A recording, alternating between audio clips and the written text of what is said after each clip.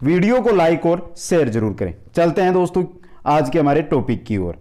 दोस्तों सबसे इंपॉर्टेंट चीज होती है माहेश्वरी सूत्र। दोस्तों अगर आपको माहेश्वरी सूत्र याद है तो यह मानकर चलो कि आपका 1 नंबर है वो पक्का है। 14 माहेश्वरी सूत्र होते हैं। कितने होते हैं दोस्तों? 14 माहेश्वरी सूत्र होते हैं। अब दोस्तों इनकी रचना किसने की थी? इंपॉर्टेंट क्वेश्चन होता है। तो माहेश्वरी सूत्रों की जो रचना की थी वो किसने की थी? पाणिनि ने की थी। दोस्तों ये एक इंपॉर्टेंट क्वेश्चन है। दूसरी बात यहां पर आती है कि माहेश्वरी सूत्र कहां से आए? तो भगवान शिव के डमरू से। ये भी आपको याद रखना है दोस्तों। ये 3 चीजें बता देता हूं। माहेश्वरी सूत्र कितने होते हैं? 14 होते हैं। रचना किसने की? पाणिनि ने। और माहेश्वरी सूत्र है ये कहां से उत्पन्न हुए थे? भगवान शिव के डमरू से। दोस्तों आगे हम बात करते हैं। तो दोस्तों अगर प्रत्याहार आपको पढ़ने हैं तो आपको ये माहेश्वरी सूत्र है ये याद होने चाहिए। प्रत्याहार है वो सभी के सभी है जो माहेश्वरी सूत्रों पर निर्भर है। और अगर आपको माहेश्वरी सूत्र पता है तो आप प्रत्याहार है उनको आसानी से याद कर सकते हो। आगे चलते हैं दोस्तों देखते हैं माहेश्वरी सूत्र। ए ई उ हण री लरी क ए ओ हण ए ओ च।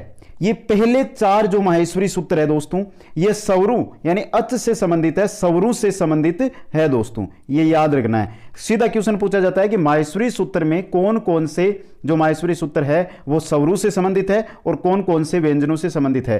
तो प्राथमिक 4 यानी पहले 4 जो माहेश्वरी सूत्र है वो किन से संबंधित है? अच यानी स्वरू से संबंधित है। दोस्तों ये 4 हो गए। आगे देखते हैं दोस्तों। याद आपको करना पड़ेगा दोस्तों, इनकी कोई ट्रिक नहीं होती है। 5वां है ये व र ट। 6वां है लण।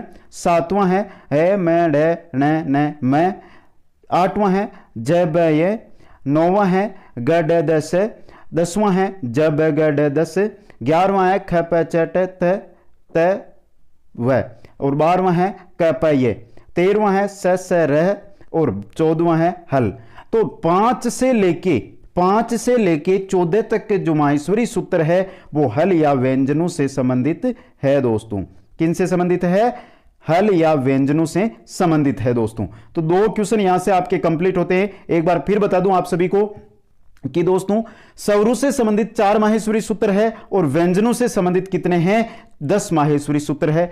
कुल कितने माहेश्वरी सूत्र है? 14 माहेश्वरी सूत्र है। अब इनको आपको याद करना है दोस्तों। आगे हम इनके बारे में पढ़ेंगे कि इनका हम प्रयोग है वो कहां पर करते हैं, आगे आएगा। दोस्तों आप इनको याद कीजिए, 1 बार नहीं तो 5 बार, 5 बार नहीं तो 10 बार लिखिए, अपने आप याद हो जाएंगे। उतने कठिन भी नहीं है जितने आप सोचते हो दोस्तों, तो इनको याद जरूर करेंगे। आगे दोस्तों हम देखते हैं कि माहेश्वरी सूत्र से महत्वपूर्ण बिंदु कौन से हैं। और ये जो महत्वपूर्ण बिंदु मैं यहां पर बता रहा हूं आपको, ये सभी बिंदु वही है जो एग्जामों में इनसे क्वेश्चन है जो एग्जामों के अंदर पहले पूछा जा चुका है।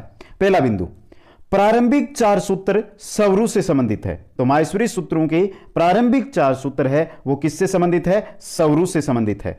अंतिम 10 सूत्र है वो किससे संबंधित है? व्यंजनों से संबंधित है। ये याद रखना है, मैंने बता दिया, 3 बार बता दिया है तो याद भी हो जाएगा। आगे चलते हैं। तीसरा जो महत्वपूर्ण बिंदु है, सूत्रों के अंतिम वर्णों को हलंत्यम सूत्र के द्वारा इत संज्ञा होती है। याद रखना दोस्तों, जो ये सूत्र है इनका जो अंतिम वर्ण होता है हलंत के साथ होता है, उसकी इत संज्ञा हलंत्यम के साथ होती है। जैसे हम देखते हैं यहां पर, जैसे ए ई उ हण में हण की इत संज्ञा, हण की इत संज्ञा, ये याद रखना है। अब बात करते हैं हम चौथे जो महत्वपूर्ण बिंदु है उसकी। माहेश्वरी सूत्र में है वर्ण का 2 बार उपदेश किया गया है वर्ण का माहेश्वरी सूत्र में 2 बार क्या हुआ है? प्रयोग हुआ है। तो सीधा क्वेश्चन पूछा जाता है कि माहेश्वरी सूत्र में किस वर्ण का 2 बार प्रयोग किया गया है? तो किसका किया गया है वर्ण का 2 बार प्रयोग है वो किया गया है। दोस्तों कौन कौन से माहेश्वरी सूत्र है ये व र ट हल, इन 2 के अंदर है वर्ण का 2 बार प्रयोग हुआ है। दोस्तों नेक्स्ट है 5वां हमारा। 5वां है दोस्तों, माहेश्वरी सूत्र में इत्संज्ञक हण वर्ग का भी 2 बार प्रयोग हुआ है। तो इत्संज्ञक है हण वर्ग, इसका भी 2 बार प्रयोग हुआ है, ए ई उ न और लन। अब इनमें से सीधा क्वेश्चन है का भी 2 बार, लेकिन यहां पर देखिए दोस्तों इत्संज्ञक है दोस्तों, तो हण का और है का आपको याद रखना है। अगर क्वेश्चन सीधा ऐसा पूछा जाएगा कि माहेश्वरी सूत्र में किस वर्ण का 2 बार प्रयोग हुआ है, और ऑप्शन में अगर आपको हण और है दोनों मिले तो सीधा पूछा जाता है कि किस वर्ण का 2 बार है, तो आपको कौन सा करना है करना है, और अगर इनमें से एक दिया हुआ मिले तो वो जो है उसको सही कर देना है। आगे चलते हैं। 6 नंबर है स्वरों को अच प्रत्याहार से, ये याद रखना दोस्तों, स्वर है उनको अच प्रत्याहार के नाम से जाना जाता है, व्यंजनों को हल प्रत्याहार के नाम से जाना जाता है, और समस्त वर्णों को अल प्रत्याहार के नाम से जाना जाता है। अब इनसे कैसे क्वेश्चन आएगा, तो यह पूछा जा सकता है कि संस्कृत के अनुसार, संस्कृत में जो समस्त वर्ण है उनको प्रत्याहार में कहा जाता है। अब नीचे ऑप्शन दे देंगे, अच कहा जाता है, हल कहा जाता है, अल कहा जाता है, तो याद कर रखना है क्या कहा जाता है, अल कहा जाता है। इसी प्रकार स्वरों और व्यंजनों से भी क्वेश्चन बन सकता है। आगे देखते हैं, माहेश्वरी सूत्र के अनुसार स्वर कितने हैं, 9 है, व्यंजन कितने हैं, 33 है, और कुल वर्ण कितने हैं, 42 है दोस्तों। तो याद रखना है माहेश्वरी सूत्र के अनुसार 9 है स्वर, 33 है व्यंजन, और कुल वर्ण कितने हो गए, 42। आगे चलते हैं दोस्तों। अब दोस्तों आगे दिया गया है माहेश्वरी सूत्र के अनुसार वर्णमाला, देखते हैं दोस्तों, इसको भी समझते हैं। तो सबसे पहले हम बात करते हैं स्वरों की। स्वर कितने बताए गए हैं, अच कितने बताए गए हैं, 9 बताए गए हैं। 9 इनको संस्कृत के अंदर कहा जाता है। कौन कौन से हैं, ए ई उ री लरी ए ऐ ए ओ ऐ औ, ये क्यों 9 हो गए हमारे स्वर। याद रखने दोस्तों, माहेश्वरी सूत्र के अनुसार स्वर 9 होते हैं। नेक्स्ट है व्यंजन। व्यंजन की हम बात करें तो माहेश्वरी सूत्र के अनुसार हल या व्यंजन कितने होते हैं, 33 होते हैं, 63। अब बात करते हैं आगे हम, तो व्यंजन होते हैं उनमें स्पर्श, ऊष्म और अंतस्थ, ये 3 प्रकार के व्यंजन होते हैं दोस्तों। पहले है हमारे स्पर्श वर्ण। स्पर्श वर्ण या स्पर्श व्यंजन कौन कितने होते हैं, 25 होते हैं। होते कौन कौन से हैं, क से लेके और मैं तक, क ख ग ढ च छ ज ज ट ठ ड ढ न त थ द ध न प फ ब म, ये सभी क्या है, ये आपके स्पर्श वर्ण या स्पर्श व्यंजन होते हैं दोस्तों। कु चू टू तू पू, ये है पंचविंशति इनकी संख्या होती है, ये याद रखने दोस्तों, सीधा इनसे भी क्वेश्चन है जो एग्जाम में आता रहता है। आगे चलते हैं ऊष्म वर्णों की ओर। ऊष्म वर्ण 4 होते हैं, चत्वार है, यानी 4 ऊष्म वर्ण होते हैं। इनको सल प्रत्याहार के नाम से भी जाना जाता है। ये प्रत्याहार आपको याद रखना है, ऊष्म वर्ण को किस प्रत्याहार से जाना जाता है, सल प्रत्याहार। और होते हैं कौन कौन से, स है, ये 4 है जो ऊष्म वर्ण या ऊष्म व्यंजन होते हैं दोस्तों। नेक्स्ट है अंतस्थ वर्ण। अंतस्थ वर्ण ये भी कितने होते हैं, 4, चत्वार है, यानी 4 होते हैं, और इनको यण प्रत्याहार के नाम से जाना जाता है। यण प्रत्याहार, ये व र ल, ये है आपके 4 क्या है, अंतस्थ व्यंजन, अंतस्थ वर्ण दोस्तों। तो व्यंजन कौन कौन से हो गए, स्पर्श, ऊष्म और अंतस्थ। कुल संख्या कितने होती है व्यंजनों की, 33, स्पर्श की 25, ऊष्म की 4 और अंतस्थ की 4 दोस्तों। यह आपको क्या रखना है, माहेश्वरी सूत्र के अनुसार क्या रखने हैं, याद रखने हैं। आगे बात करते हैं पाणिनि शिक्षा के अनुसार, और सबसे इंपॉर्टेंट रहता है दोस्तों, जो भी एग्जाम के अंदर आज तक क्वेश्चन पूछा गया है वो पाणिनि के अनुसार पूछा जाता है और इंपॉर्टेंट भी रहता है दोस्तों। तो इस चीज को आप थोड़ा ध्यान में ले, ये ना कि इसको आप सोच समझकर ऐसे ही ले ले, थोड़ा सा ध्यान में ले, आराम से समझ में आ जाएगा दोस्तों। हमने देखा था अभी तक कुल हमारे वर्ण आ रहे थे, कितने आ रहे थे दोस्तों, कुल वर्ण आ रहे थे 42। कितने आ रहे थे, 42 आ रहे थे, 33 + 9 आ रहे थे। लेकिन पाणिनि शिक्षा के अनुसार कुल वर्ण कितने होते हैं, 63, 64। और सीधा क्वेश्चन पूछा जाता है, पाणिनि शिक्षा के अनुसार संस्कृत के अंदर वर्णों की संख्या होती है 63, 64। याद रखना है दोस्तों, पहला क्वेश्चन है। अब यहां पर एक क्वेश्चन आपके सामने आता है कि सर या तो 63 बताओ या 64 बताओ, ये क्या मामला है, 63 भी बता रहे हो 64 भी बता रहे हो, इसकी भी हम बात करेंगे दोस्तों। आगे देखो, आगे दिया गया स्वर कितने होते हैं, 21 या 22। यहां पर आकर बात टिक जाती है कि यहां पर आपने स्वर तो बता दिए 21, 22, जबकि आपने जो हमारे माहेश्वरी सूत्र है उसके अनुसार तो कितने बताए थे, 9। यहां पर आपने 21, 22 है वो कैसे बता दिए, तो देखिए दोस्तों कैसे बताए मैंने दोस्तों।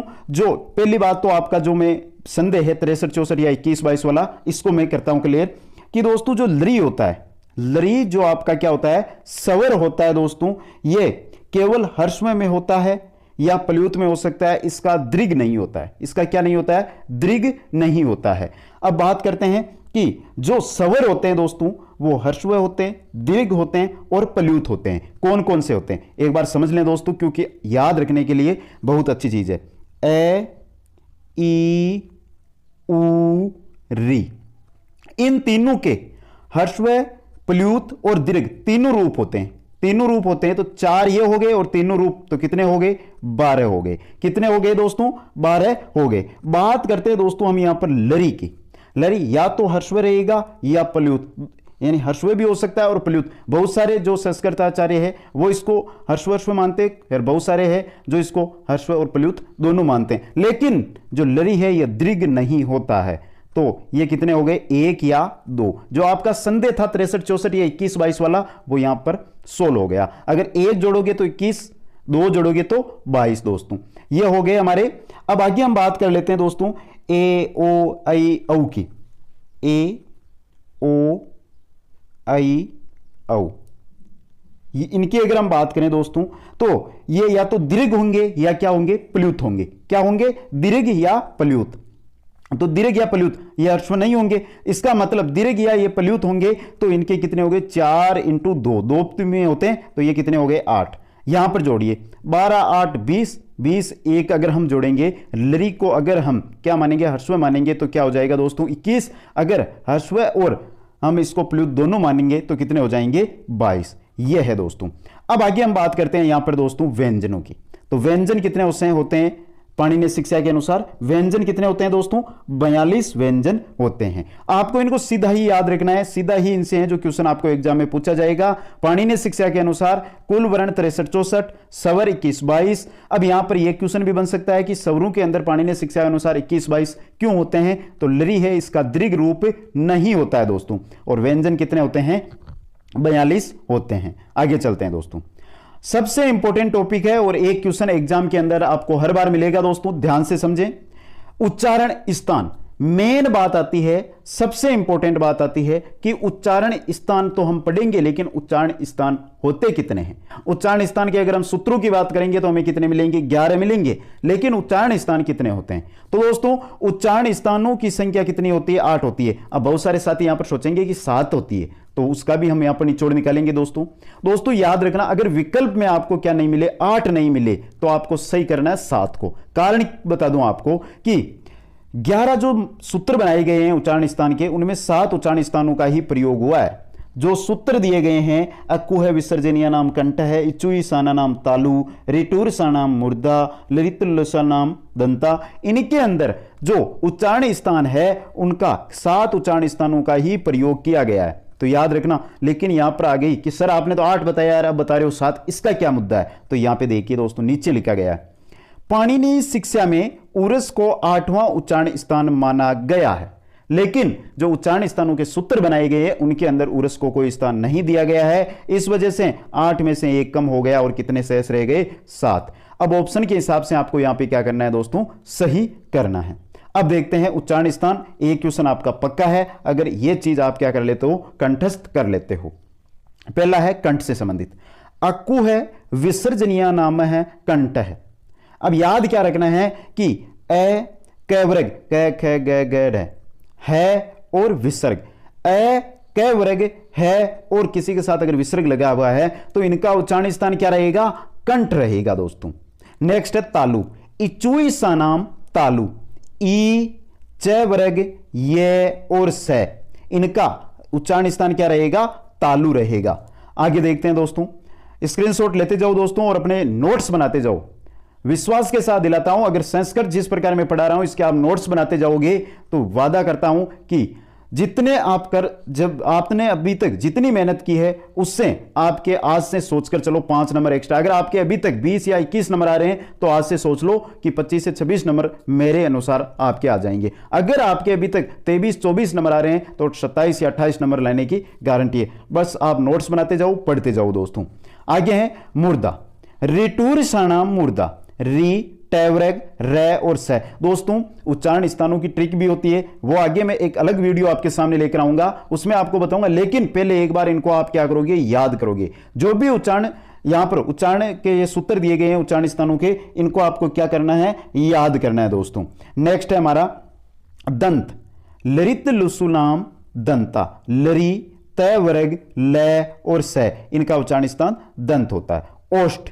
उपूप दमानिया नामा ओष्टो, उपूप दमानिया नाम है ओष्टो, ऊ पैवर्ग और उपाप दमानीय है, इनका उच्चारण स्थान क्या होता है? ओष्ठ होता है। नेक्स्ट चलते हैं, नासिका है मैं ना नाम नासिका च है मैं हड़े न, इनका उच्चारण स्थान क्या होता है? नासिका होता है। कंठ तालु एते दो कंठ तालु ए आई, इनका उच्चारण स्थान क्या होता है?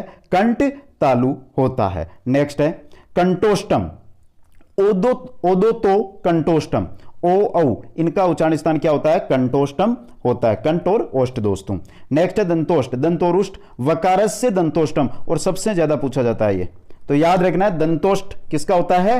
व का उच्चारण स्थान होता है। नेक्स्ट चलते हैं जीवामूल जीवामूल जीवामूल्य से जीवामूलम क जीवामूल, इनका उच्चारण स्थान जीवामूल होता है। और नासिका नासिका अनुवार से, नासिका यानी अनुस्वार होते हैं, इनका उच्चारण स्थान नासिका होती है। अब यहां पर बात आ जाती है कि सर आपने यहां पर तो बता दिया, लेकिन एक क्वेश्चन बन जाता है दोस्तों, किसका 2 बार उच्चारण स्थान में नाम प्रयुक्त हुआ है? तो नासिका क्या है दोस्तों? नासिका, एक तो हमारे पंचम वर्ण है उनका भी नासिका से होता है, एक अनुस्वार का भी किससे होता है? नासिका से क्या होता है? होता है।